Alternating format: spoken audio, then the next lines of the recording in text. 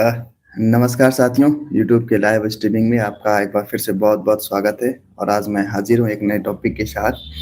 और आज का जो टॉपिक है वो अंतर्राष्ट्रीय संबंध से आप जोड़कर देख सकते हैं यूपीएससी के सिलेबस के रिगार्डिंग। और आगे बढ़ने से पहले मैं चेक कर लूँ रिगार्डिंग साउंड वगैरह। ठंड भी बहुत है, तकरीबन 7-8 डिग्री के आसपास। सुबह में पता नहीं कितना होता होगा, चेक तो नहीं किया, बट हाँ, औसतन 7 से 8 डिग्री तक चला जा रहा। ठंड में तो चलिए बिना देर के आज के अपने टॉपिक को शुरुआत करते हैं। जैसा कि मैंने आपको बताया कि इंटरनेशनल रिलेशन, अंतर्राष्ट्रीय संबंध हमारे आज वाद विवाद का हिस्सा है। और जो क्वेश्चंस होंगे जिसके माध्यम से आगे बढ़ा जाएगा वो कुछ इस प्रकार होगा। राष्ट्रीय हितों की सुरक्षा में भारतीय विदेश नीति का महत्व। चूंकि ये वैश्विक जो व्यवस्था है जिसमें अर्थव्यवस्था एक भाग है, काफी द्रुत गति से बदलाव की ओर अग्रसर है। विश्व की कई ऐसे आयाम, विशेष तौर पे रूस और यूक्रेन के जो युद्ध है, उसके युद्ध होने मात्र से कई ऐसी चीजें हुई जो अंतर्राष्ट्रीय स्तर पर बदला। उनमें एक बदलाव हर देश का विदेश नीति है। चूंकि रशिया का एक बहुत बड़ा महत्व है विश्व की अर्थव्यवस्था में, यदि उसके ऊपर किसी भी प्रकार की समस्याएं आती है तो स्वाभाविक तौर पे भारत जैसे जो भी विकासशील देश हैं और भी कई ऐसे देश जिनका संबंध विशेष तौर पे आर्थिक व्यापार संबंधी जो क्रियाविधि है उसके साथ है, रूस के साथ है, उस पर यूं कह ले तो एक बहुत बड़ा बदलाव आएगा। आज उन्हीं बदलाव के साथ हम ये भी देखने का प्रयास करेंगे कि भारत की जो विदेश नीति है वो किस प्रकार है और भारत की क्या महत्वाकांक्षाएं हैं जो भारत अपने यूं कह ले तो इस दौर में प्राप्त करने का प्रयास कर रहा। चूंकि हर व्यक्ति का एक महत्वाकांक्षा होता है किसी भी प्रकार के, वो महत्वाकांक्षाएं सामाजिक हो, आर्थिक हो, मानसिक हो या कुछ और। उसी प्रकार एज अ कंट्री, देश के तौर पे भी भारत की कई ऐसी जिज्ञासा, कई ऐसी महत्वाकांक्षाएं हैं जिसको प्राप्त करने हेतु भारत सरकार और तमाम भारतीय उत्सुक हैं, अग्रसर हैं। तो चलिए टॉपिक के साथ शुरुआत करें। उससे पहले एक बात आपको पता होगा कि भारत जो है विश्व की पांचवी सबसे बड़ी अर्थव्यवस्था है और विश्व का सबसे बड़ा लोकतंत्र है। और भारत इतना विशाल देश होते हुए भी, इतनी विविधताएं होती हुए भी बहुत ज्यादा ये कह ले तो वैश्विक स्तर पे मुखरता के साथ आप ये कह ले तो पहचान नहीं है। भले ही हम भारतीय होने के नाते तमाम बातें कहते हैं, लेकिन जब बात वास्तविकता की आती है तो भारत अभी काफी पीछे है। इसका एक सीधा सा एग्जाम्पल कह ले या फिर एक स्थिति जिसके माध्यम से अब ये अलग कर सकते हैं कि भारत की स्थिति अभी भी बेहतर नहीं है, वो है सुरक्षा परिषद में मतलब अस्थायी सदस्य का ना होना। आपको पता है कि विश्व की जो भी तमाम संस्थागत संरचनाएं हैं, उन संरचनाओं का महत्व विशेष तौर पे भारत के लिए बहुत ज्यादा हो जाता है। आगे देखेंगे कि अगर भारत सरकार या फिर भारत इन तमाम संस्थाओं का एक रणनीतिक भागीदार नहीं है, उसके पीछे का क्या कारण है और प्राप्त करने हेतु भारत सरकार क्या कर रही है, अगर नहीं है तो इसके क्या हमारे सामने जो है वो ये कहते हैं नुकसान है दरअसल। तो जैसा कि मैंने आपको कहा कि पांचवी सबसे बड़ी अर्थव्यवस्था, पहली सबसे बड़ा लोकतंत्र होने के बावजूद क्या हमारी महत्वाकांक्षाएं होनी चाहिए। उससे पहले भारत की वैश्विक महत्वाकांक्षाएं क्या है, इस टॉपिक के बारे में हम बात करते हैं। मतलब एज अ कंट्री भारत क्या चाहता है कि हमारे पास होना चाहिए। अगर लेमन भाषा में समझने का प्रयास करें, जो ये टॉपिक के बारे में बात करेंगे वो यही होगा कि ह्यूमन आदमी होने के नाते, यू कहें तो आप एक भारतीय होने के नाते आपकी एक महत्वाकांक्षा होती है। उसी प्रकार भारत के एक देश के होने नाते क्या एक लीडिंग लोकतंत्र के अगर आप कह ले तो नेतृत्वकर्ता होने के नाते भारत की क्या महत्वाकांक्षाएं होंगी।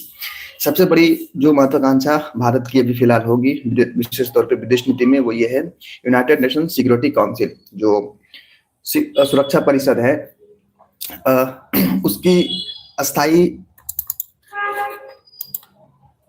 उसका अस्थाई मेंबरशिप यानी परमानेंट मेंबरशिप लेने का एक महत्वाकांक्षा है।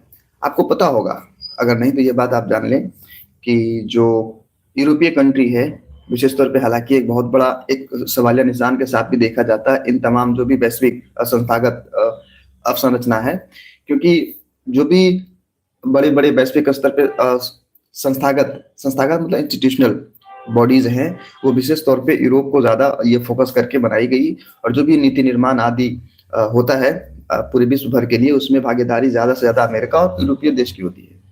तो ये एक चुनौती है हमारे सामने कि हम उन तमाम चीज़ों को उभरती अर्थव्यवस्था के साथ कैसे अलाइन करें ताकि हमें भी यूनाइटेड नेशन में अस्थायी यूँ कहें तो मेंबरशिप प्राप्त हो। दूसरा, एक हालांकि इसको मतलब प्राप्त करने हेतु और भी कई आयामों के साथ इसे जोड़कर देखा जा सकता है, लेकिन फिलहाल अभी वहां जाने से बचेंगे। दूसरा है हिंद प्रशांत क्षेत्र में आर्थिक सामरिक प्रभाव। दूसरा महत्वाकांक्षा की बात करें, एम्बिशियस की बात करें, तो आपको ये तमाम बातें बताया उससे पहले विश्व की जो भी अर्थव्यवस्था है, जो इंडो पैसिफिक रीजन है ना, हिंद महासागर प्रशांत को, अगर मैं, चूंकि मेरे पास ग्लोब यहाँ पे है नहीं, शायद उधर होगा, खैर, तो आप यहाँ से देख लें, साउथ ये क्या नाम है, अफ्रीका से लेकर के यहाँ आप नीचे ऑस्ट्रेलिया के ऊपर तक का जो भी इतना बड़ा हिस्सा है उसे इंडो पैसिफिक जोन कहते हैं। दरअसल विश्व की अर्थव्यवस्था में महज इतने से भाग का इतना बड़ा तकरीबन 50% के आसपास योगदान है। यानी कि विश्व की अर्थव्यवस्था में जितनी ज्यादा आयात निर्यात मतलब यातायात जो कुछ भी होता है वो इन्हीं चैनलों के माध्यम से होता है, जिसकी भागीदारी तकरीबन एग्जैक्ट देखें तो 47% समथिंग है। यानी कि 50% भागीदारी होने के बावजूद भी हम जैसे देशों को जो इन क्षेत्र में व्यवस्थित हैं उनको बड़े मंचों पे वैश्विक स्तर पे सहभागिता प्रत्यक्ष रूप से देखने को नहीं मिल रही। तो ये एक बहुत बड़ी समस्या है और कहीं ना कहीं जो डेवलपिंग कंट्रीज है उनको एकजुट होकर इसके बारे में कहना चाहिए। लेकिन फिर वही बात आती है कि जब बात हक का आता है तो सबसे पहले लोग अपनी हक की बात करते हैं, अपनी इंटरेस्ट को आगे रखते हैं, इसलिए कहीं ना कहीं समस्या देखने को मिलता है, एकजुटता नहीं हो पाती है। कॉफी के साथ एक और बात इससे जोड़कर देखा जा सकता है। अच्छा लो, ये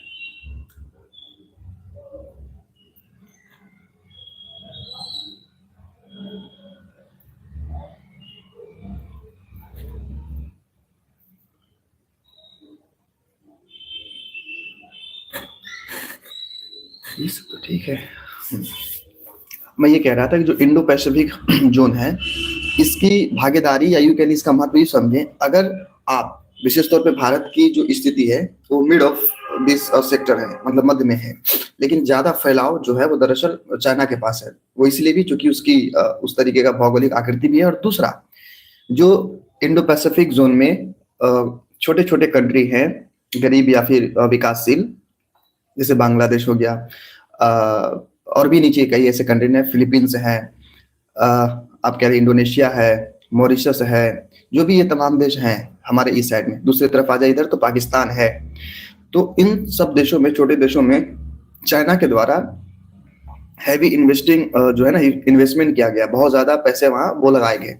इससे क्या होता है कि अगर मान ली जाए मैं और मतलब भारत और किसी देश के साथ संबंध है, अगर भारत किसी भी पहलू पे अगर उसको मदद करता है तो कहने की उसकी एक नैतिक जिम्मेदारी हो जाती है कि हम भारत के साथ जुड़े रहे।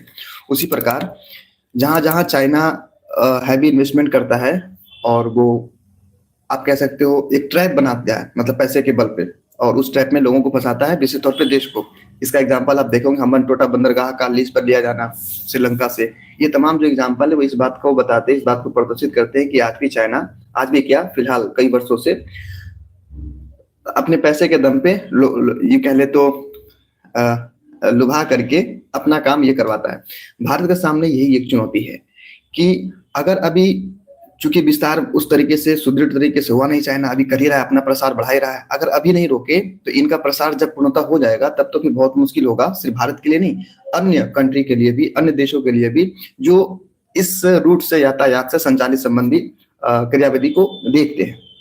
तो वही बातें कही जा रही, भारत की तरफ से एक महत्वाकांक्षा है कि चीन को प्रति संतुलित करने हेतु इंडो पैसिफिक जोन में इनकी जो भूमिका है, भारत की भूमिका है, वो बेहतर हो। और इसको बेहतर करने हेतु कहीं ना कहीं भारत को जो वैश्विक मंच है उसका भागीदार, परमानेंट भागीदार होना बहुत जरूरी है। तो ये बातें कही जा रही महत्वाकांक्षा में। अगली महत्वाकांक्षा है विकासशील अर्थव्यवस्था के बीच नेतृत्व।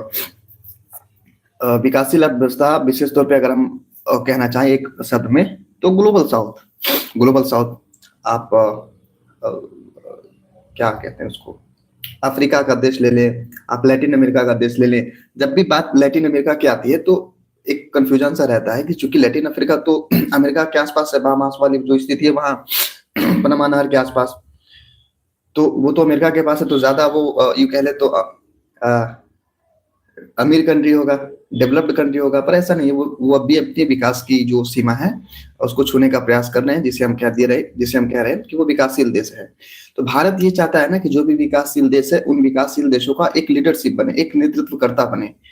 और इसका एक बहुत बड़ा एग्जाम्पल है कि जब G20 भारत में हुआ पिछले वर्ष, सॉरी 2023 में, तब भारत ने जो यूरोपीय यूनियन है, माफ कीजिएगा, जो अफ्रीका का यूनियन है, अफ्रीकन कंट्रीज है, उनको अस्थायी सदस्य के रूप में स्थापित किया, विशेष तौर पे G20 में। तो इससे एक बहुत बड़ी इमेज और सकारात्मक इमेज जो साउथ, विशेष तौर पे ग्लोबल साउथ, उसमें भारत की उभरी। और ये तो खैर ये आप कह सकते हो हालिया एग्जाम्पल है। एक बहुत बड़ी मदद जो भारत ने दिया विशेष तौर पे अफ्रीका के कंट्रीज को, जो भी डेवलपिंग कंट्रीज थे उनमें, जब कोविड-19 की महामारी चल रही थी, वैक्सीन के लिए लोग बहुत ज्यादा परेशान थे, तब भारत ने अपने हिस्से की वैक्सीन को, यू कह सकते हैं आप, बचाकर काटकर जो भी कह ले, हालांकि इसके लिए कई बार आरोप भी लगा भारत सरकार के ऊपर कि भारत के लोगों को वैक्सीन नहीं मिल रहा और आप निर्यात कर रहे हैं। जो भी बातें थी वो खैर एक अलग राजनीतिक बहस का मुद्दा है, लेकिन बातें यहाँ आ रही समझ में कि जब भी मौका मिलता है भारत को वैश्विक तौर पे, विशेष तौर पे ग्लोबल साउथ को मदद करने की, भारत मतलब बिना बेशर्त, जिसको कहते हैं ना, बिना शर्त के आकर ये करता है, मदद करने का प्रयास करता है। इससे क्या फायदा होगा, दरअसल मैं ये कहूँ तो एक जो इमेज है भारत का विशेष तौर पे साउथ, ग्लोबल साउथ में, वो सुदृढ़ है, मतलब बेहतर बनेगा। एक चीज सवाल हो सकता है, उठ सकता है आपके मन में, वो ये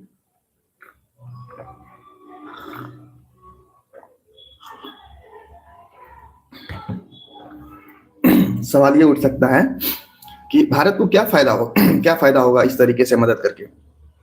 आप भी देखे होंगे, इंफ्रास्ट्रक्चर के मामले में भी देख लें, एजुकेशन के मामले में देख लें, जो स्वास्थ्य संबंधी जो भी बुनियादी अवसंरचनाएं हैं, भारत हैवी मात्रा में, मतलब बहुत बड़े पैमाने पे अफ्रीका के छोटे छोटे देशों में ये कर रहा, यू कह लो तो निवेश कर रहा। हालांकि ये अफगानिस्तान में भी बहुत ज्यादा भारत की निवेश थी, विशेष तौर पर शिक्षण संस्थान, सॉरी इंफ्रास्ट्रक्चर संबंधी चीजों में, लेकिन वहाँ जो तालिबान है वो आ गया। खैर ये तो अलग मुद्दा है। मैं ये कहना चाह रहा, सवाल एक उठता है आपके जहन में कि भारत को इस तरीके से मदद करने में, जो भी डेवलपिंग कंट्रीज है, विशेष तौर पर ग्लोबल साउथ जिसको हम लोग कहते हैं, उनको मदद करने में भारत को क्या फायदा मिलेगा। पहली बात तो ये कि एक सहानुभूति मिलती है उन देशों से, और चूंकि एक बहुत बड़ा आने वाले समय में एक बहुत बड़ा बाजार का आप कह सकते हो बाजार है जो भी ये साउथ है।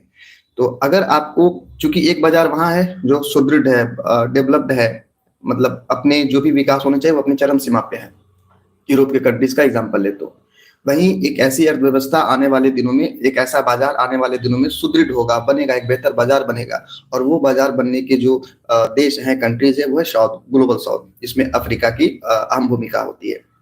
तो यही बातें कहा जा रहा है कि भारत को कहीं ना कहीं अपनी दूरदर्शिता को दिखाते हुए आने वाले समय को बेहतर करने हेतु वर्तमान स्थिति में ग्लोबल साउथ के जो लीडरशिप है उसको यूं कह ले तो नेतृत्व करने की एक अभिलाषा है, अगर महत्वाकांक्षा की बात करें तो। और उस अभिलाषा को, उस महत्वाकांक्षा को पूर्ण करने हेतु तमाम जो भी मदद है इसके लिए किया जा रहा है। तो ये महत्वाकांक्षा थी कि जो ग्लोबल साउथ के नेता है, सॉरी लीडरशिप के एज अ कंट्री लीडरशिप हो सके, उसको ये किया जा रहा, नेतृत्व प्रदान किया जा रहा। चौथा है अंतर्राष्ट्रीय वित्तीय संस्थानों में नेतृत्व, विशेष तौर पर वर्ल्ड बैंक की बात कर लें और IMF की बात कर लें।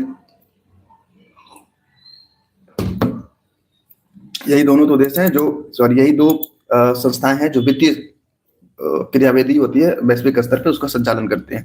तो एक महत्वाकांक्षा ये भी है कि भारत को ज्यादा से ज्यादा जो भी अंतर्राष्ट्रीय वित्तीय संस्थाएं हैं उनसे मदद मिले। जैसे अगर मेरा एक कोई व्यवसाय है, मैं एक व्यवसायी हूँ और भारत जैसे कंट्री में विविधता भरी जो ये समाज है, वहां मेरा व्यवसाय चल रहा, क्या मेरी इच्छा नहीं होगी कि भारत के बैंकों के द्वारा मुझे ज्यादा से ज्यादा लोन दिया जाए ताकि मेरी बिजनेस, जो मेरी जो भी तमाम चीजें और बेहतर हो। उसी प्रकार से भारत as a country, as a देश, ये अभिलाषित होता है, इस बात का ये कह ले तो विचार आता है कि कहीं ना कहीं जो विश्व स्तरीय इकोनॉमिक मंच है, आर्थिक मंच है, उससे ज्यादा से ज्यादा मदद मिले, ये एक महत्वाकांक्षा है। हालांकि इसके कई आयाम भी देखे जा सकते हैं। एक तो ये कि कितना मदद मिल रहा है आपको, एक दूसरा ये कि कितना मतलब आप कितने ज्यादा एलिजिबल है मदद पाने हेतु। तो हालांकि वो बातें आगे जब टॉपिक आएगी उसमें विस्तार किया गया। फिलहाल महत्वाकांक्षा की बात करें तो ये कि भारत चाहता है कि वर्ल्ड बैंक, IMF जैसी जो संस्थाएं हैं उनका बेहतर लाभ मिल सके।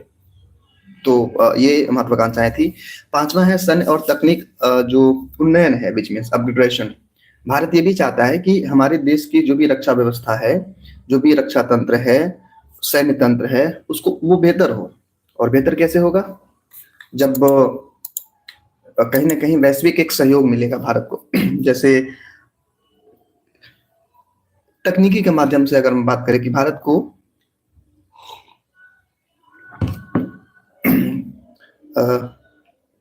अगर बेहतर तकनीक प्राप्त करना है अपने सैन्य व्यवस्था को सुदृढ़ करने हेतु, तो वैश्विक भागीदारी, वैश्विक साझेदारी बहुत जरूरी हो जाता है। एग्जाम्पल के तौर पे एक बात बताते हैं। ऐसा माना जाता है कि जब भारत और पाकिस्तान के साथ युद्ध हो रहा था, तब सैन्य व्यवस्था, यूं कह ले तो सैन्य उपकरण को बेहतर तरीके से डिप्लॉय करने हेतु भारत को GPS की जरूरत थी, जो ग्लोबल पोजीशन सिस्टम है उसकी जरूरत थी, और अमेरिका इसे देने से मना कर दिया था। तो ये बातें हैं। ये भी हो सकता है क्योंकि उतना ज्यादा विश्वसनीयता नहीं थी अमेरिका के साथ उस वक्त। वाकई में भारत और अमेरिका की बहुत ज्यादा वो नहीं था। उसके कई कारण थे, जिनमें से एक कारण आप कह सकते हो बंद अर्थव्यवस्था। तो वही कही जा रही कि जब तक आप विश्व के अन्य देशों के साथ एक बेहतर साझेदारी के साथ अपनी रणनीति को नहीं बनाएंगे, आपदा जैसी स्थिति अगर आती है तो वहां आपको मदद मिलने में, यूं कह ले तो नहीं मिल पाएगा दरअसल। तो एक चीज क्या आया मेरे सामने कि जो सैन्य और तकनीकी व्यवस्था है उसको बेहतर करने हेतु वैश्विक जो विश्व के अन्य देश हैं, मजबूत देश हैं, उनसे साझेदारी करने की आवश्यकता है। ऐसी एक महत्वाकांक्षा है भारत की। हालांकि इसके कई प्रोज एंड कॉन्स भी हैं, जो आगे जब हम ये देखेंगे कि भारत की महत्वाकांक्षाओं को प्राप्त करने हेतु कौन कौन से मुद्दे हैं, कौन कौन से चुनौती है, तो उनमें इन बातों को विस्तार से एक्सप्लोर किया गया। दरअसल आखिरी बातें कही जा रही सॉफ्ट पावर का संवर्धन। हर कोई चाहता है, चूंकि आज का जो दौर है वो हार्ड पावर से बिल्कुल भी संचालित होने वाला नहीं है। आपके पास कितनी भी ज्यादा बम हो, कितने भी ज्यादा सैन्य पावर हो, कितने भी ज्यादा तमाम चीजें हो जिसके माध्यम से आप किसी देश को डरा धमका सकते हैं, वो चीजें आज से दशक, 2 दशक, 5 दशक पहले से था। जब से व्यवस्थाएं जो इंफॉर्मेशन टेक्नोलॉजी आधारित हो गई, तब से ये चीजें गौण होती चली गई। आपको क्या लगता है कि अगर आज के युग में, आज से 100 साल पहले आप चले जाओ, बहुत ज्यादा नहीं, 5 से 8 9 दशक पहले, तो जो आज रसिया और यूक्रेन के बीच की स्थिति है, अगर 10 यूं कह ले 100 साल पहले होता, तो अगर परमाणु बम होता रसिया के पास उस वक्त भी, तो वो पूरे तरीके से यूं कह ले तो ये कर देता, मतलब यूज कर लेता। दरअसल मैं ये समझाना चाह रहा हूँ कि जितना ज्यादा शक्तिशाली आज का जो सॉफ्ट पावर है, वो मतलब उतना ज्यादा इफेक्टिव हार्ड पावर नहीं है। और इसका एक बहुत बड़ा एग्जाम्पल आप अमेरिका को देख सकते हो। कैसे? क्योंकि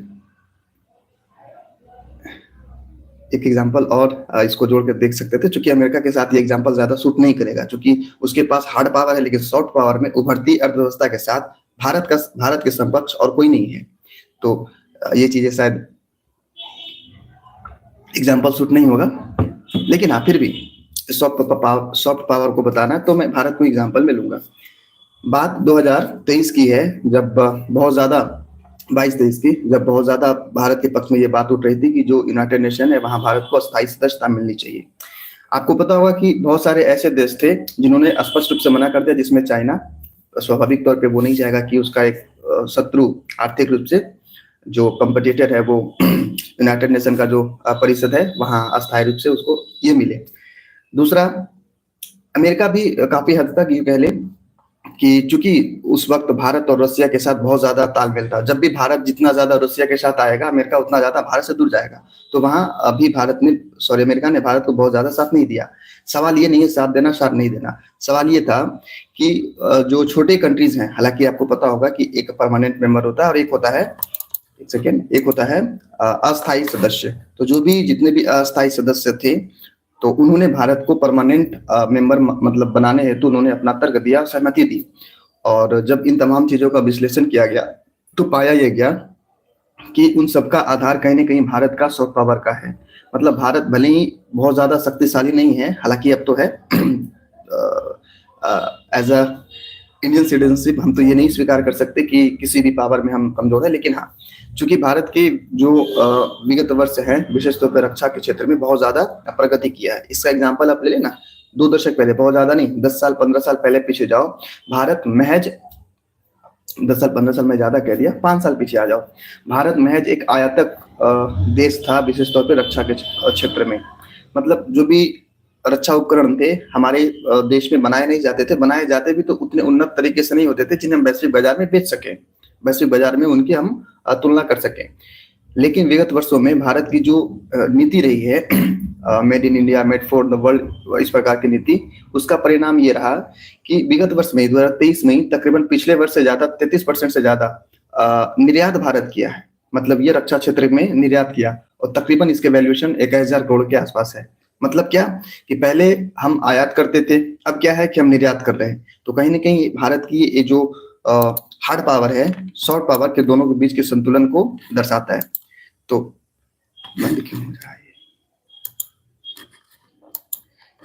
ये बात मैं क्या कह रहा था, हाँ, कि सॉफ्ट पावर के साथ हार्ड पावर की समन्वयता, संतुलन। तो ये एग्जाम्पल रक्षा के क्षेत्र में निर्यात करना, वो भी तकरीबन 1084 करोड़ था एग्जैक्ट, अगर आप जानना चाहे तो, लेकिन रफली 20,000 करोड़ अगर माने तो निर्यात होना ये भारत की भविष्य की, विशेष तौर पर रक्षा क्षेत्र के लिए एक बहुत ही सुनहरा पल है। तो ये थे कुछ महत्वाकांक्षाएं जिसे भारत वैश्विक स्तर पे पाना चाहता है। अब हम देखेंगे कि भारत की वैश्विक महत्वाकांक्षाएं हैं, उसको प्राप्त करने हेतु तो क्या क्या चुनौतियां हैं। कभी कभी स्लिप ऑफ टंग हो जाता है ज्यादा तेज बोलने के चक्कर में, या यू मेंटली होता है ना कि आप जो बोल रहे हो वो फ्लो टूटना नहीं चाहिए, तो उसको बरकरार करने के चक्कर में कई दफा शब्दों का हेरफेर हो जाता है। काफी दफा हुआ है मेरे साथ ऐसा।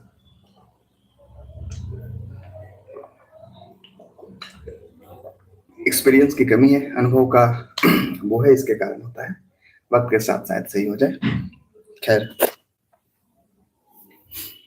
तो अब हम ये देखेंगे चुनौती किस बात का। पहले तो हमने ये बात करा कि हाँ, क्या क्या महत्वाकांक्षाएं, क्या क्या इच्छा है भारत को विश्व स्तर पे अपने आप को पहुंचाने का। अब ये है कि उन तमाम चीजों को पाने हेतु क्या क्या चुनौतियां हैं। तो पहली चुनौती है आर्थिक बाधाएं। हालांकि ये तकरीबन मिड ऑफ काफी बाद ये बातें बताई गई थी, पर मुझे ऐसा लगता है कि जब तक आपके पास अर्थ की शक्ति नहीं है, अर्थ का आशय यहाँ इकोनॉमी से है, तब तक तमाम चीजें महज कल्पनाएं रह जाती है। तो मुझे ऐसा लगता है कि सबसे पहले भारत सरकार को एज अ कंट्री, मतलब ये कह रहा कि आर्थिक रूप में सशक्त करने हेतु क्या क्या उपाय अपनाए जाने चाहिए, उस पर काम करने की आवश्यकता है। और चूंकि अमेरिका, चीन जैसे तमाम चीजें हैं तमाम जो बड़ी अर्थव्यवस्था है, उन्होंने पहले वैसा ही किया। चाइना बहुत ज्यादा जो इकोनॉमी है, बहुत ज्यादा, ये कह ले बहुत पुरानी इकोनॉमी नहीं है, मतलब बढ़ती अर्थव्यवस्था के तौर पे 2005-6 या यूं कह ले 2000 की जब दशक शुरुआत हुआ था, तो उस वक्त उनकी जीडीपी कई दफा मैंने ऐसा एडिटोरियल में पढ़ा है कि ऋणात्मक थी, मतलब निगेटिविटी के साथ उनकी जो ग्रोथ रेट थी वो थी दरअसल। पर वही समझने का एक, अगर आप दोनों पक्ष को देखेंगे तो एक बात समझेंगे कि जब 2000 की जो समय शुरुआत हुआ था, तो चाइना की जो इकोनॉमी है वो बढ़ रही थी, और दरअसल वहां बढ़ रही थी, वो इंटरनली बढ़ रही थी, बाहर जो पैसों के रूप में, कह ले डेटा के रूप में चीजें बाहर नहीं आ रही थी। अब थोड़ा सा मैं यहाँ पे रुक कर ये बातें कहना चाहूंगा कि जो जीडीपी दर था वो बहुत कम था, औसतन जो भी फिलहाल है, अभी तो खैर बहुत ज्यादा है, लेकिन उस वक्त निगेटिविटी, कई बार ऐसा हुआ कि निगेटिव ग्रोथ रेट देखने को मिला। ग्रोथ निगेटिव होना, ग्रोथ रेट निगेटिव होना, ये दोनों में मतलब ये फर्क है, आप इसको एक साथ ना जोड़ें। ग्रोथ निगेटिव कभी नहीं हो सकता, मुझे ऐसा लगता है। और बात भी सही है, ग्रोथ निगेटिव नहीं होता, ग्रोथ रेट निगेटिव होता है। मतलब ये कि अगर मैं कल 10%, 12% के हिसाब से ग्रोथ कर रहा था, और फिर मैं 5%, 6% के आसपास हो जाऊं, तो ये ग्रोथ रेट का निगेटिव होना, ऋणात्मक होना कहा जाता है। मैं सब बताना ये चाह रहा कि जो 2005-10 के दशक रहे, तकरीबन वो साल, विशेष तौर पे चाइना अपने इंफ्रास्ट्रक्चर पे बहुत ज्यादा ध्यान दिया। इंफ्रास्ट्रक्चर मतलब जैसे आपने कभी सुना होगा कि दुबई तकरीबन 10 सालों में बहुत ज्यादा ये डेवलप हो गया, चूंकि वो चीजें ज्यादा बताई जा रही, प्रदर्शित की जा रही टूरिज्म के पर्सपेक्टिव से, तो हमें ये बात समझ आती है। लेकिन ये बात भी उतना ही सही है कि दो दशक के अंदर यूं कह ले 1 से 1.5 दशक के अंदर चाइना भी अपने अवसंरचना को इतना ज्यादा, इतने प्रबल तरीके से आगे बढ़ाया, जिसका परिणाम आज दिख रहा है। वही मेरा मतलब ये मानना है कि भारत को भी कहीं ना कहीं इसी तरीके से गौन होकर, मतलब छुप करके, हालांकि क्या ही छुपना, लेकिन फिर भी इतना ज्यादा इंफ्रास्ट्रक्चर पे काम किया जाए ताकि आने वाले समय में ये हो। चूंकि अर्थव्यवस्था कहीं ना कहीं आपकी इंफ्रास्ट्रक्चर के डायरेक्टली प्रोपोर्शनल होता है। जितना ज्यादा आपकी अवसंरचना बेहतर होगी, उतना ही ज्यादा बेहतर आपका अर्थव्यवस्था होगा। तो पहली जो चुनौती थी वो क्या रही? आर्थिक बाधाएं। आपको पता होगा जो भारत की औसतन आय है, अगर डॉलर में बात करें, तकरीबन 28,000 डॉलर जो है उसके आसपास है। जो कि आप अगर आप एक तरीके से आप देखें तो $2,500 बहुत ज्यादा है नहीं, औसतन की बात करें। लेकिन इसमें भी एक लूपहोल ये है कि भारत में जो आय असमानता है बहुत ज्यादा है। तो एक तो कम है औसत आय, उसके बाद असमानता बहुत है। ये चीजें और ज्यादा आर्थिक रूप में यूं कह ले तो कमियां बताती है भारत के अर्थव्यवस्था के सापेक्ष में। दूसरी बात है, एक चीज और मुझे लगता है भारतीय होने के नाते आपको पता होना चाहिए, क्योंकि अगर आप अपने घर में हैं तो कभी कभी ये आकलन करते होंगे कि मेरी क्या भूमिका है मेरे घर में, मेरे परिवार में। अगर नहीं तो कीजिएगा, उससे आपको पता चलेगा कि आपको कहाँ सुधार करने की आवश्यकता है। उसी प्रकार मैं कह रहा कि अगर देश है, देश को अगर पूरे दुनिया को एक परिवार मान ले बाय द वे, तो ये हम जानने का प्रयास करें कि इस परिवार में विशेष तौर पे आर्थिक सेक्टर में, जो इकोनॉमिकल सेक्टर है, वहां भारत की क्या भूमिका है, क्या हिस्सेदारी है।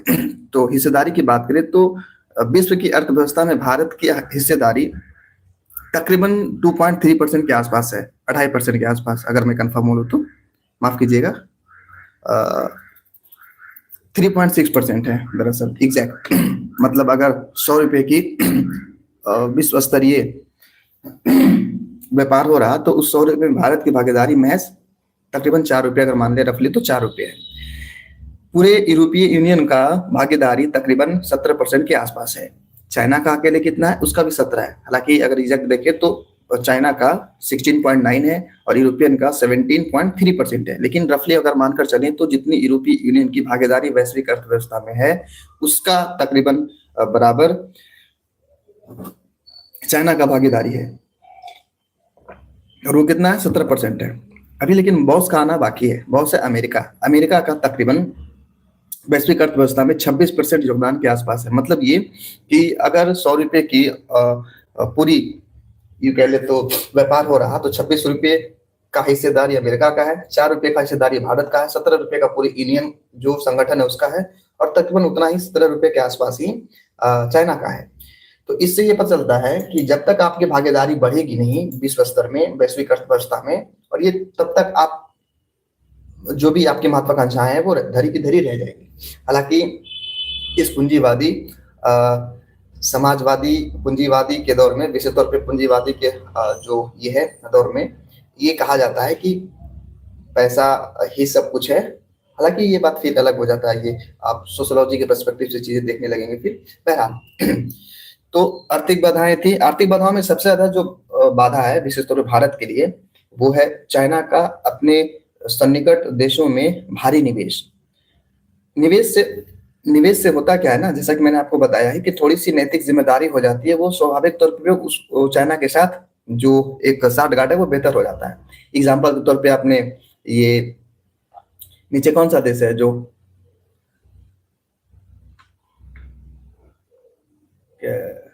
मॉरिशस, नहीं मॉरिशस नहीं, एक और है, खैर ध्यान से, इतना छोटा शब्द भूल जाना, खैर कोई बात नहीं। मैं ये कहना चाह रहा कि चाइना उसके साथ आने के बाद भारत की जो भी ये रही, मॉरिशस ही तो है, हाँ, जो ये साठगांठ है, जो हिस्सेदारी है, भारत की जो राजनीतिक संबंध है वो काफी विपरीत हो गए। तो ये एक बहुत बड़ी चिंता है। विशेष तौर पे आप श्रीलंका को भी देख लें। अभी बांग्लादेश में जिस तरीके से सत्ता परिवर्तन हुआ, सत्ता परिवर्तन क्या, सैन्य शासन तो अब परोक्ष रूप से, प्रत्यक्ष रूप से याकूब जो है उनके द्वारा ये चलाई जा रही। हालांकि अगर इस तरीके से अस्थिरता हमारे देश के, हमारे पड़ोसियों के घर में रहा तो एक बहुत बड़ी चुनौती होती है आर्थिक रूप से भी। देखिए ना, भारत के साथ जो बांग्लादेश के साथ व्यापार था बहुत ज्यादा कम गया, विशेष तौर पर टेक्सटाइल में। बांग्लादेश छोटा सा देश, लेकिन टेक्सटाइल इंडस्ट्री इतना बेहतर है जिसके प्रोडक्ट पूरे विश्व में प्रसारित हैं। तो ये एक बहुत बड़ी भारत के लिए भी चुनौती है कि अगर अमेरिका सॉरी चाइना इसी तरीके से आने वाले समय में भारत के पड़ोसी देशों में हैवी इन्वेस्ट करता रहा तो समस्याएं विकराल होती जाएगी। अगला जो चिंताएं हैं, चुनौती है महत्वाकांक्षाओं को प्राप्त करने हेतु, वो है घरेलू विकास की प्राथमिकताएं। जब तक हम अपनी बुनियादी अवसंरचनाओं को बेहतर नहीं करेंगे, मुश्किल है कि हम दुनिया को एक तरीके से देख पाए। और ये तमाम चीजें तभी संभव है जब आप अपने घर के तमाम वस्तुओं को, यूं कह ले तो जो एमएसएमईज है उसको अगर आपने बेहतर नहीं किया तो समस्याएं बेहतर नहीं होगी, मतलब सॉरी जो फ्यूचर है वो बेहतर नहीं होगा। अब एक बात कही जाती है कि एमएसएमईज पे क्यों फोकस किया जाता है ज्यादा से ज्यादा, वो इसलिए भी कि सबसे ज्यादा रोजगार वहीं सृजित होता है। अब बड़े से बड़े चीजों को देख लें, चूंकि एमएसएमई अगर बेहतर नहीं है तो ज्यादा से ज्यादा रोजगार नहीं होगा, रोजगार नहीं होगा तो आर्थिक क्रियाविधि नहीं होगी, क्योंकि पैसे नहीं आएंगे तो फिर वो खरीदेगा कौन। ये डिमांड सप्लाई वाली वो एक समस्या रहती है। तो वही कहा जा रहा है कि किसी न किसी प्रकार से भारत की जो घरेलू विकास प्राथमिकताएं हैं उसको बेहतर करने की आवश्यकता है। कुछ करे या ना करे, अगर इस तरीके से घरेलू विकास को अगर आगे बढ़ाया गया तो एक चीज जो सुनिश्चित है वो है रोजगार का सृजन। अगर रोजगार सृजन होगा तो डिमांड जैसी स्थिति स्वतः बन जाएगी। अगर डिमांड बनेगी तो पूर्ति करने वाले जो भी प्राथमिक प्राइवेट प्लेयर है वो आ जाएंगे। तो घरेलू विकास की प्राथमिकता है, इसको बेहतर करने की आवश्यकता है। ये चुनौती के रूप में दूसरा चुनौती था। तीसरा है सीमित वैश्विक आर्थिक प्रभाव, लिमिटेड ग्लोबल आप कह लो इम्पैक्ट, इकोनॉमिकल इम्पैक्ट। मतलब ये जैसा कि एग्जाम्पल के तौर पे मैंने डेटा आपको बताया है कि भारत जो है तकरीबन 3.6% ही भागीदारी वैश्विक स्तर पे है। आप यकीन मानिए, यकीन क्या मानिएगा, थोड़ा सा इमेजिन कीजिए, बैंक है, विश्व बैंक है, उसको जो जो हालांकि जो विश्व बैंक की ये रही कल्पना परिकल्पना, अगर मैं थोड़ा सा कह दूं कि विश्व बैंक क्यों बनाया गया तो इसको डायरेक्ट जोड़कर देखें तो हेराल्ड मॉडल जो है ना उसको परिपूर्ण करने के लिए। हेराल्ड मॉडल क्या है, हमारे जो पंचवर्षीय योजना थी उनमें इस मॉडल या इस नीति का बहुत ज्यादा योगदान रहा। हेराल्ड मॉडल ये कहता है ना कि किसी भी अर्थव्यवस्था में, हालांकि ये इकोनॉमी की बातें हो जाएगी पर फिर भी मैं थोड़ा सा संक्षेप में बात बताता हूँ। ये कहती है हेराल्ड मॉडल, टीयर 1 और टीयर 2 टाइप की पूंजी को बताया गया है। टीयर वन पूंजी वो जो आप अपने आमदनी से या फिर आप अपने जो भी क्रियाविधि है उसके माध्यम से ये करते हो, बचाते हो। संभावना है कि आपकी आमदनी इतना ना हो, आपके जो भी सैलरीज वगैरह है वो इतना ना हो कि आप बचत कर पाए। देश के साथ भी ऐसा हो सकता है। तो वही बातें कही जा रही कि किसी थर्ड पार्टीज के द्वारा बाजार से या कहीं से भी पैसे अगर लगाया जाए तो इसे टीयर 2 टाइप पूंजी कहा जाता है। तो विश्व स्तर में जो भी ये प्रोग्रेसिव कंट्रीज हैं, विकासशील देश हैं, उनको अगर धन की आवश्यकता है तो बाहर से धन देने वाले, जैसे आपको धन की आवश्यकता है, आपके पेरेंट्स दे देंगे। आपके पेरेंट्स को आवश्यकता है सोसाइटीज में कहीं ना कहीं से मिल जाएगा, उसको जरूरत है तो बैंक से मिल जाएगा। बैंक को अगर जरूरत हो तो फिर आरबीआई से मिल जाएगा, है ना। आरबीआई को जरूरत हो तो सरकार से मिल जाएगा। हालांकि सरकार नहीं, आरबीआई सरकार दोनों ये एक दूसरे के पूरक हैं, लेकिन फिर भी अगर देश को जरूरत हो तो किससे मिलेगा। अगर पूरे भारत को जरूरत हो, भारत सरकार को चाहिए मान लीजिए कि $10,000, हालांकि बहुत कम बोल दिया, चलिए एग्जाम्पल के तौर पे कह रहे हैं, ये किससे मांगेगा। तो यही बातें कही जा रही कि इसी प्राथमिकताओं को देखते हेतु, इसी हेराल्ड मॉडल की परिकल्पनाओं को देखते हेतु वर्ल्ड बैंक की स्थापना की गई थी। तो मैं ये कह रहा, अब पता चल गया वर्ल्ड बैंक क्यों, क्योंकि टायर 2 टाइप की पूंजी जो है, एक तरीके से कहते हैं एज अ कंट्री आपको अगर बहुत ज्यादा वित्तीय सिचुएशन है, बहुत ज्यादा वित्तीय समस्याएं आ रही तो वो आपको मदद करेगा। हालांकि उसके लिए कई बातें उनके माननी होती है, अगर आप उनकी तमाम बातों को पूरा करेंगे तो मिलेगा, नहीं तो फिर ब्लैक लिस्ट में ऐसे ऐसी चीजें आपको कर दी जाती है। हाल ये एग्जाम्पल के तौर पे आप देखें, पाकिस्तान को वर्ल्ड बैंक की तरफ से मदद मिला। तो मैं ये कहना चाह रहा है कि वर्ल्ड बैंक किसको ज्यादा तवज्जो देगा, जिसकी ज्यादा से ज्यादा भागीदारी होगी इकोनॉमिकल पर्सपेक्टिव से विश्व की अर्थव्यवस्था में। हाँ, मतलब विश्व की अर्थव्यवस्था में, तो विश्व की अर्थव्यवस्था सबसे ज्यादा किसकी है फिलहाल, अभी अमेरिका की। तो कहीं ना कहीं अपनी अर्थव्यवस्था की जो भागीदारी है, इकोनॉमिकल पार्टिसिपेंट है with respect to world economic, क्या कह रहे आप, क्रियाविधि, फंक्शनिंग, उसमें अगर आप अपनी हिस्सेदारी बढ़ाएंगे तो स्वाभाविक तौर पे आपको ज्यादा से ज्यादा तवज्जो दिया जाएगा वर्ल्ड बैंक के द्वारा। दूसरा है जो विश्व मंच है उस पर सीमित प्रभाव है। इसको इससे भी आप जोड़कर देख सकते हैं। अगर बहुत ज्यादा पार्टिसिपेंट नहीं होगा तो स्वाभाविक तौर पे आपकी बातें ज्यादा नहीं सुनी जाएगी। और दूसरी बात, जितने भी बड़े बड़े मंच हैं जो तकरीबन 2000 के पहले से बना है, 90 के दशक में जो बना या उससे पहले, उसमें भारत की भागीदारी सीमित है। मतलब भारत की भागीदारी यूं कह ले तो प्रबल नहीं है। तो एक चिंताएं ये भी हमारे सामने है कि चाहे क्या है, जो काउंसिल है, परिषद है, उसमें स्थायी सदस्यता की बात हो, वर्ल्ड बैंक की जो भी भागीदारी है, यूं कह ले कि रणनीतिक साझेदारी की बात हो, उतनी साझेदारी भारत की नहीं है। तो एक समस्या है और ये तभी बन पाएगा जब आप अपने अर्थव्यवस्था को सुदृढ़ करेंगे, अपने अर्थव्यवस्था को बढ़ाएंगे। तकरीबन ये जो आपकी भागीदारी है 6% के आसपास या 5% के आसपास है, तकरीबन 4% है, बेसिकली 3.6। तो अगर आप इसे आगे नहीं बढ़ाएंगे तो मुश्किल है कि आपकी बात सुनी जाएगी, क्योंकि अंततः बोलता कौन है? पैसा। तो ये बातें हैं। अब अगली चुनौतियां की बात करें तो वो ये है क्षेत्रीय सुरक्षा और संबंधित चिंताएं। भारत के लिए आपको ऐसा लगता होगा, राजनीतिक तौर पे हमें इस बात की बात ये भी कराई जाती है कि पाकिस्तान हमारे लिए चुनौती का सबब है। लेकिन सही मायने में पाकिस्तान चुनौती ही नहीं भारत के लिए। उससे जब चाहे तब निपटा जा सकता है, घंटों मिनटों में। हालांकि ये बातें थोड़ा ज्यादा अग्रेसिव हो जाता है, ऐसा नहीं बातें कहनी चाहिए, पर हाँ, जो वास्तविकता वो ये है। दरअसल हमारे लिए चुनौती जो है वो चाइना है। क्योंकि हमारे लिए चुनौती कई स्तरों पे है। पहला तो सैन्य, तकनीक, अर्थव्यवस्था और भी तमाम चीजें। आप बाह्य क्षेत्र की बात कर ले, अंतरिक्ष की बात कर ले, वो सभी स्तरों पे हमसे कई गुना ज्यादा, कई किलोमीटर आगे है। तो उसको निपटने हेतु सबसे पहले हमें ऐसी विविधताएं लानी होगी जिसके माध्यम से, जिसके ऊपर हम उनकी चुनौती को सामना कर सकें।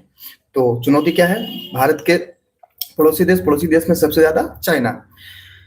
तो हालांकि अब तो और भी कई ऐसे देश हो गए, जैसे चीन तो एक है ही, पाकिस्तान वो भी है ही, बांग्लादेश भी एक नया उभरा है जो भारत के लिए एक चुनौती का सबब बना है। नीचे मॉरिशस था, हालांकि अभी कुछ हद तक वो ठंडा पड़ा है, भारत की बात मानने को राजी हुआ, लेकिन फिर भी एक हद तक वो भी एक चुनौती का कारण, चुनौती के रूप में आता है कभी कभी।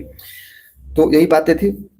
और यही बात में अगर थोड़ा सा और कह दे तो चीन के साथ जो प्रतिस्पर्धा है, विशेष तौर पे आप सैन्य मोर्चा पे, इकोनॉमिक की जो भी क्रियाविधि है उस स्तर पे, अंतरिक्ष के मामले में, इन तमाम चीजों में भारत के लिए बहुत बड़ी चुनौती किसके साथ है? प्रतिस्पर्धा के तौर पे चाइना के साथ है। तो कहीं ना कहीं अल्टीमेटली पड़ोसियों की बात आती है तो हमें ना पाकिस्तान से डरने की जरूरत है, ना किसी और से विशेष तौर पर, लेकिन डरने की जरूरत है तो किससे? चाइना से। हालांकि ये राजनीतिक मुद्दाएं इस तरीके से चलाई जाती है ताकि आपको इस बात का ये आभास ना हो कि वास्तविक चिंताएं क्या है। ये राजनीतिक मुद्दा है, विशेष तौर पे एज ए स्टूडेंट आपको वहां जाने की आवश्यकता नहीं है, पर हाँ, जो वास्तविकता है उसकी जानकारी आपको होनी चाहिए।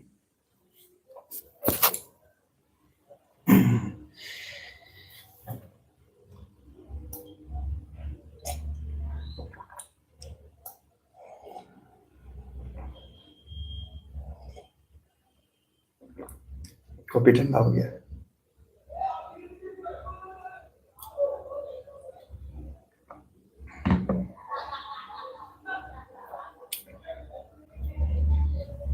चलिए, नेक्स्ट टॉपिक है, भारत ने अपनी महत्वाकांक्षाओं को पाने के लिए क्या क्या कदम उठाए अब तक, जिससे कि ये पता चल सके कि हाँ, सिर्फ ये बातें महज भावनाओं तक नहीं है, वास्तविकता में यानी कि यथार्थता में प्राप्त करने हेतु सरकार ने कई ऐसी कदम उठाई है।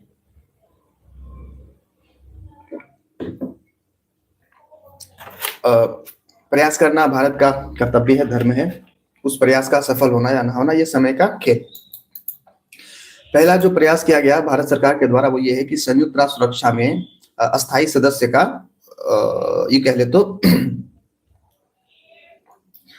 प्रयास, अस्थायी सदस्यता पाने के लिए प्रयास। दरअसल हालांकि ये बातें अभी हुई नहीं है, लेकिन चूंकि रसिया हमारे पक्ष में रहता है जब भी ये बातें होती है, और वो चूंकि वो परमानेंट मेंबर है, तो भारत के लिए वो ये कह ले तो एडवोकेटिंग करता है।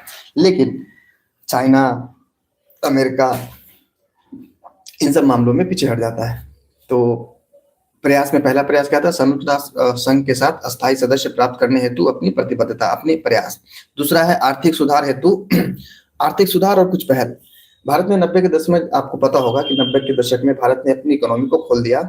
जो भी तमाम बंदिशें थी प्राइवेट प्लेयर पे, उसे हटा दिया गया, उसे कम कर दिया गया। हटा दिया गया ऐसा कहना शायद कम सही नहीं होगा, कम से कम कर दिया गया ताकि ज्यादा से ज्यादा प्राइवेट प्लेयर हमारी इकोनॉमी में आकर अपना व्यापार कर सके। दूसरी बात, पहल की बात करें, हालांकि मैंने जैसा कि आपको कहा कि नीति लाना एक अलग बात होता है, नीति को वास्तविकता के साथ बनाए रखना, उसे ग्रास रूट लेवल पे तमाम चीजों को यूं कहे तो एग्जीक्यूट करना ज्यादा चुनौती है। वही भारत के पास भी रहा, भारत के साथ भी रहा। भारत ने हालांकि आपको पता होगा विगत वर्षों में, शुरू में तो बहुत ज्यादा पार्टिसिपेट नहीं रहा, लेकिन विगत वर्षों में मुखर तरीके से आर्थिक मोर्चे पे कई ऐसे पहल लाए जिसमें जो सबसे ज्यादा बदलाव लाया वो मेड इन इंडिया और मेक इन इंडिया।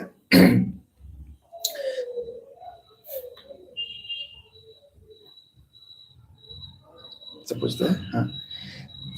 तो हम बात कर रहे थे पहल की, तो दो पहल था जिससे भारत की इकोनॉमी में बहुत ज्यादा बदलाव आया। विशेष तौर पे जहां हम उपभोगी थे, उपभोगी होने के मतलब इसके बाद इन पहल के एग्जीक्यूशन होने के बाद ये चीजें निर्यात के स्तर तक पहुंच गई, आयात से लेकर के निर्यात तक। तो ये कुछ पहल रहे जिसके माध्यम से ये बात कहा जा सकता है कि भारत की जो तकरीबन 5 से 7 महत्वाकांक्षाएं थी, उस महत्वाकांक्षाओं को पाने हेतु ये जो तमाम प्रयास हैं, इन प्रयास का एक सफल आप कह ले कि रिजल्ट देखने को मिलेगा। तीसरी जो कह ले जो कदम उठाए गए वो ये है क्षेत्रीय प्रभाव में वृद्धि। आपने सुना होगा, ठंड बहुत ज्यादा है, खैर भारत जब आजाद होता है तो उस वक्त विशेष तौर पे जवाहरलाल नेहरू द्वारा भारत के पड़ोसियों के बेहतर समन्वय हेतु कई ऐसे नीति लाए थे, जिसमें नेबरहुड पॉलिसी, हालांकि बाद में जब बीजेपी की सरकार आती है, विशेष तौर पे एनडीए की सरकार आती है, तो लुक ईस्ट पॉलिसी से उसे बदलकर एक्ट ईस्ट पॉलिसी कर दिया जाता है। ये तमाम बातें इस बात को बताती है, इस बात को दर्शाती है कि भारत कहीं भी किसी भी प्रकार से आगे बढ़ना चाहे तो पड़ोसियों का साथ होना बहुत जरूरी होता है। और इसका एग्जाम्पल कई मायनों में देखने को मिला भी है। जैसे एग्जाम्पल के तौर पे देखें, अगर भारत विशेष तौर पे अगर मदद नहीं लेता है पड़ोसियों का, तो इसका जो पूरा का पूरा फायदा है वो चाइना को मिलेगा। थोड़ा सा एग्जाम्पल अगर देखें तो बांग्लादेश को भी देख सकते हैं। हालांकि बांग्लादेश में जो तमाम क्रियाविधि हुई, इसमें बहुत ज्यादा हाथ चाइना का तो नहीं था, अमेरिका का था प्रत्यक्ष रूप से। अमेरिका ने तमाम चीजें करवाई। हालांकि क्यों करवाया, उसके पीछे का कारण है कि जो अमेरिका है वो दरअसल चाहता था कि बांग्लादेश की जो नीचे का वो जो इलाका है पैसिफिक जोन का, सॉरी इंडो जो हिंद महासागर है, उसमें उसका एक सैन्य अड्डा हो। और बांग्लादेश इस बात को लेकर विशेष तौर पे, भारत भी नहीं चाह रहा था, कहीं ना कहीं आप ये कह सकते हो। हालांकि ये बातें ऑफिशियली तो नहीं कही गई, पर मैं जहां तक थोड़ी बहुत आर्टिकल पढ़ा जिसमें गुप्त रूप में ये बातें कही गई, तो ये मैं बता रहा हूँ। दरअसल अमेरिका ये चाह रहा था कि वहां उनकी एक सत्ता बने, मतलब ये कि ये बने सैन्य अड्डा। वो नहीं चाह रही थी, क्या नाम था, शेख हसीना, इसीलिए उनको ये कर दिया गया। दरअसल हम ये बताना चाह रहे हैं कि अगर किसी भी प्रकार से अनबन हमारे पड़ोसी के साथ होता है तो बाहरी जो हस्तक्षेप है चाइना का, अमेरिका का ज्यादा से ज्यादा वो बढ़ जाएगा। अगर वैसी स्थिति होती है तो भारत की जो आर्थिक स्थिति के साथ साथ भौगोलिक स्थिति, उसके साथ उसके बाद भी आप कहें जो भी विदेश नीति है वो भी प्रभावित होगी, वो भी खतरे में पड़ेगी। क्यों? चूंकि आपने देखा कि बांग्लादेश के साथ जो भी हुआ, विशेष तौर पे नीचे कुछ महीने पहले मॉरिशस के साथ हुआ। चूंकि मॉरिशस और चाइना एक साथ आने के बाद भारत की जो भी नीति नियमावली थे उसके विरुद्ध चला गया चाइना के ये आकर। उतना दूर भी नहीं जाइए तो आप पीछे चले जाइए, कुछ दिन पहले हम्बनटोटा बंदरगाह।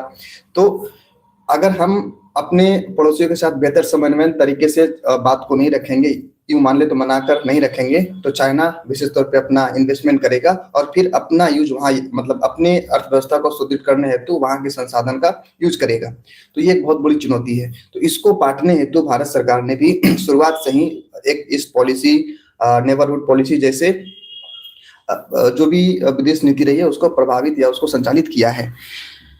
अब एक चीज और जो इसमें मैं लिखा हूँ, दरअसल कोविड-19, मैं ये बताना चाह रहा था कि जब 2020 में आपदाएं आई, पेंडेमिक दरअसल आया। हालांकि एक बात आज या कल कहीं मैं देखा था कि फिर से कोई एक ऐसा वायरस आया है जो चाइना की तरफ से ही है और वो भी उसी तरीके का खतरनाक प्रकोप रखता है। तो देखने का बात यह है कि ये अफवाहें हैं या फिर कुछ और। हालांकि अब अगर ऐसा कुछ आता है तो चूंकि कहते हैं ना, दूध का जला छाछ भी लोग फूक फूक कर पीता है। तो अगर ऐसी स्थिति फिर से, चूंकि 5 साल 10 साल भी अभी नहीं हुए बीते हुए, तो तमाम जो दर्द है लोगों के अंदर है, तो अगर ऐसी स्थिति आएगी तो लोग ज्यादा से ज्यादा सचेत होंगे। तो चिंता की बात तो नहीं, लेकिन फिर भी मैं ये कह रहा था कि जब कोविड वैक्सीन भारत के द्वारा अपने पड़ोसी देशों को दिया गया था, तब भी ये बातें कही जा रही थी विशेष तौर पे कि भारत ऐसा क्यों कर रहा है। तो भारत सिर्फ इसलिए कर रहा था क्योंकि अगर अपने, कहते हैं ना कि अपने लोगों की पहचान वही होती है जहां बहुत ज्यादा जरूरत होता है। और ये बातें मैं नहीं कह रहा, ये ग्लोबल साउथ के, जो साउथ अफ्रीका के कोई प्रेसिडेंट थे शायद, उन्होंने मोदी जी को बात ये कही थी G20 समिट के दौरान।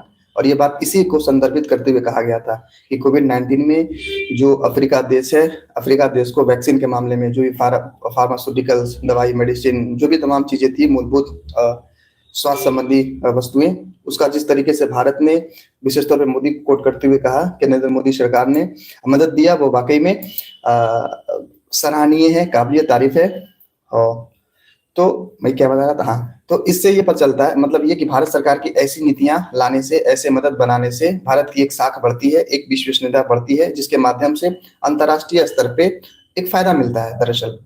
तो ऐसे ऐसे ऐसे अगर कुछ प्रभाव, कुछ उपाय किए गए, तो भारत की जो महत्वाकांक्षाएं हैं वो अवश्य अब प्राप्त होगी। और ये भारत की महत्वाकांक्षाएं नहीं, ये हमारी महत्वाकांक्षा है, ये आपकी महत्वाकांक्षा है, क्योंकि भारत है कौन, हम ही आप तो मिलकर भारत बनाते हैं।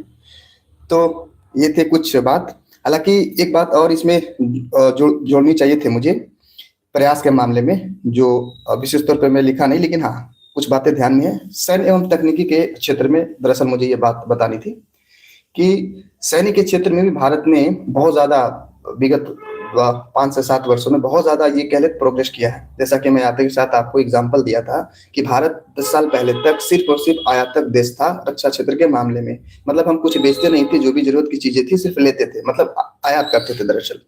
लेकिन 2023 में एक डेटा आया कि भारत सरकार ने 2023 में अकेले तकरीबन 1084 करोड़ रुपए का निर्यात किया रक्षा के क्षेत्र में।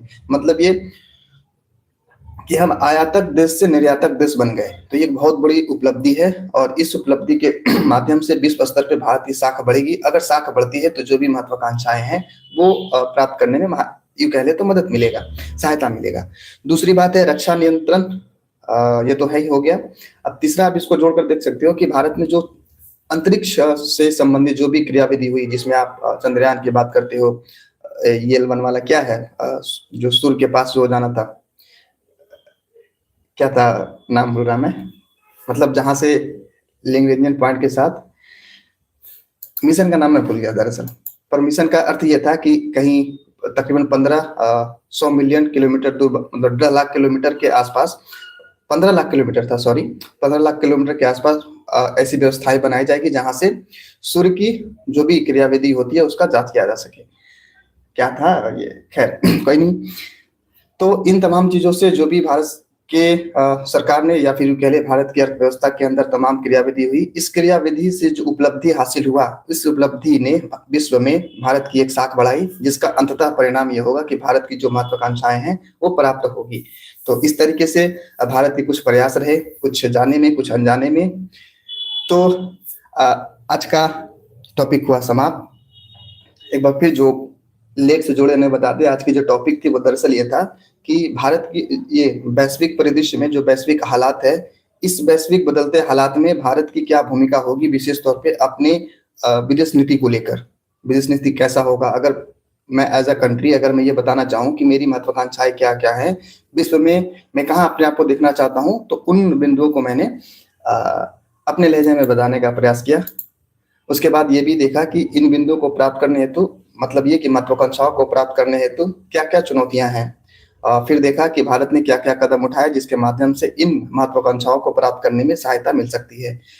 तो ये थे कुछ पॉइंट। मुझे उम्मीद है आपको जरूर अगर देखे होंगे तो कुछ ना कुछ नई चीजें देखने को मिली होगी, सीखने को मिली होगी। विशेष तौर पे एनालिटिकल जो एक विचार है वो बढ़ा होगा, सुदृढ़ हुआ होगा। अगर आपके कोई विशेष सवाल है तो आप कमेंट बॉक्स में बताएं। मेरी नजरें अभी फिलहाल चैट बॉक्स पे।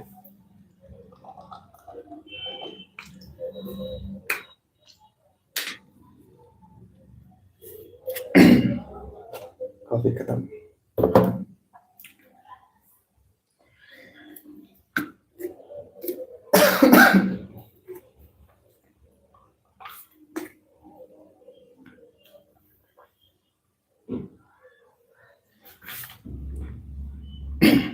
आज 4 तारीख है और मेरी एक कोशिश होगी, दरअसल मैं पीपीटी के माध्यम से तमाम चीजें बताने को प्रयासरत हूँ, लेकिन मेरे से हो रहा नहीं। मतलब दरअसल ये कि जो जिससे रिकॉर्डिंग होती है, स्क्रीन रिकॉर्डिंग होता है, ओबीएस स्टूडियो आपने सुना होगा, अगर इस क्षेत्र में कहीं थोड़ा बहुत दिमाग लगाया होगा तो। उसमें साउंड का प्रॉब्लम मेरे साथ आ रहा है। जैसे मैं माइक यहाँ है, अगर मैं ऑन करूं,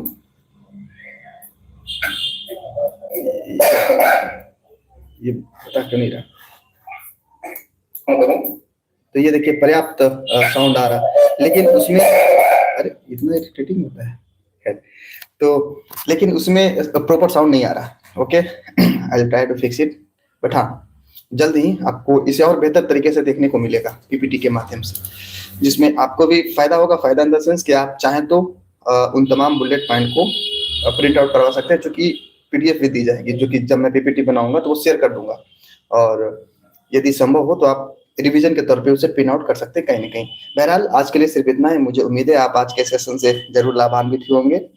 मिलते हैं कल अपने निर्धारित समय से, तब तक के लिए शुक्रिया। देखते रहिए what to do UPSC channel, sorry what to do for UPSC channel. मैं भूल जाता हूँ नाम ही। हाँ सही है ना। हाँ खैर, शुभ रात्रि आप सभी को।